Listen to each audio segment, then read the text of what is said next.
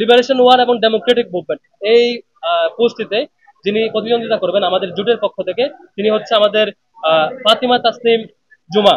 তিনি আমাদের liberation war and Democratic মুভমেন্টে প্রতিদ্বন্দ্বিতা করবেন। সায়েন্স এন্ড টেকনোলজি এই পোস্টে প্রতিদ্বন্দ্বিতা করবেন ইকবাল হায়দার।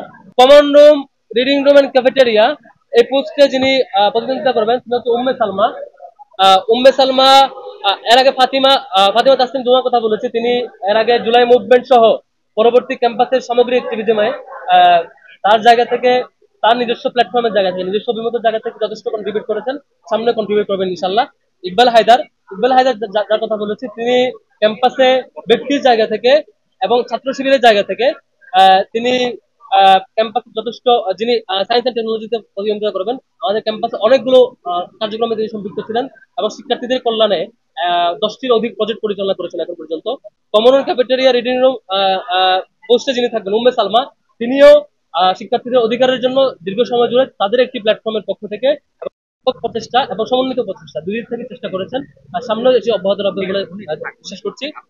আমাদের ইন্টারন্যাশনাল অ্যাফেয়ার্স সেক্রেটারি, এখানে যিনি আমাদের প্রতিযোগিতা করবেন, তিনি হচ্ছে আমাদের খান জসিম।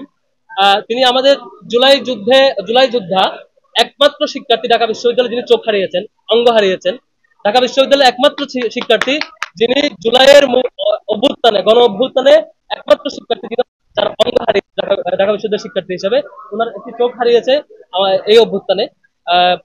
ভাই জুলাই গণ অভ্যুত্থানে যেমন অবদান রেখেছে, সামনেও শিক্ষার্থীদের কল্যাণে অবদান রাখবেন বলে আমরা প্রত্যাশা করছি। তারপর লিটারেচার এন্ড কালচার, এখানে নুরুল ইসলাম সাব্বির আমাদের বিশ্ববিদ্যালয়ের অর্থ সম্পাদক, তিনি করছেন। ওকে, তারপর রিসার্চ এন্ড পাবলিকেশন, এখানে সাজ্জাদ হোসেন খান আমাদের প্রচার সম্পাদক। সাজ্জাদ হোসেন খানের অলরেডি 25টার অধিক বই আছে প্রকাশিত এবং তিনি নিয়মিত লেখালেখি করেন। তার লেখাযোগ্য এবং গবেষণা এবং প্রকাশনার জায়গায় তার একাডেমিক রেজাল্ট সবকিছু মিলে আমাদের কাছে মনে হয়েছে তিনি তার যে দক্ষতা দেখিয়েছেন সেটি শিক্ষার্থীদের কল্যাণে এই পদবিতে তিনি জয়ী হতে পারলে আগামীতে ভালো অবদান রাখবেন। স্পোর্টস আমাদের যিনি আমাদের সাথে যুক্ত হয়েছেন আরমান হুসাইন, উনি বিখ্যাত অ্যাথলেট এবং কালো বেল্টধারী, আমাদের জুডো কারাতে যে কালো বেল্টধারী শিক্ষার্থীদের মধ্যে অন্যতম পপুলার তিনি আরমান হুসাইন, এবং ঢাকা বিশ্ববিদ্যালয় জুডো কারাতে নিয়মিত প্রশিক্ষণও দেন।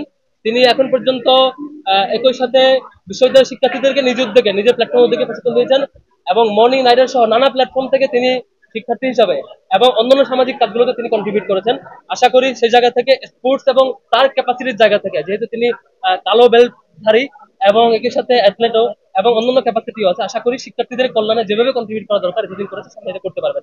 আমাদের পরিবহনে প্রার্থিতা করবেন, প্রতিদ্বন্দ্বিতা করবেন আমাদের আসিফ আব্দুল্লাহ, যিনি আমাদের একটি বাস কমিটির সভাপতি ছিল, কিঞ্চিতের সভাপতি ছিল এবং পরিবহন নিয়ে ওনার পরিবহনের যে ক্রাইসিস সংকট সবগুলো সম্পর্কে তিনি অবগত, ওনার জায়গা থেকে কন্ট্রিবিউট করতে হবে। এখানে ছাত্র শিবিরের একটি শাখার সভাপতি দায়িত্ব পালন করছেন।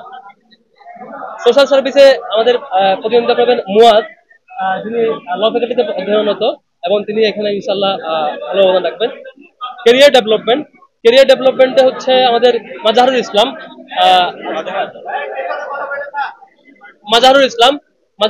আপনারা নিশ্চয় চিনেন। মাজাহারুল ইসলাম এখন আমাদের বিশ্ববিদ্যালয়ে দায়িত্ব পালন করছেন। একই সাথে তিনি এই সময় জুড়ে তার ক্যারিয়ার সহ সাংগঠনিক দক্ষতার পাশাপাশি একাডেমিক ক্যারিয়ারে গোল্ড মেডেল প্রাপ্ত ছিলেন। সবকিছুতে তার এক্সপিরিয়েন্সের জায়গা থেকে আশা করি শিক্ষার্থীদের দিক থেকে ক্যারিয়ারের জন্য তিনি অবদান রাখতে পারবেন।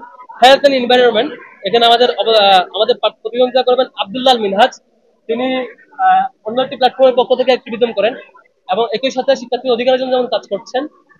ঢাকা বিশ্ববিদ্যালয়ে তিনি দীর্ঘদিন ধরে কাজ পরিচালনা করেছেন এবং ওনার ডিপার্টমেন্ট হচ্ছে হেলথ ইকোনমিক্স হওয়াতে এবং জুলাই আন্দোলনে উনি আহত হয়েছেন। উনি যখন তখন উত্তরায় থাকতেন, উত্তরায় ওনার নেতৃত্বে সহস্রাধিক শিক্ষার্থীদের নিয়ে আন্দোলন পরিচালনা করার সময় উনি ওনার চোখে আহত হয়েছিলেন।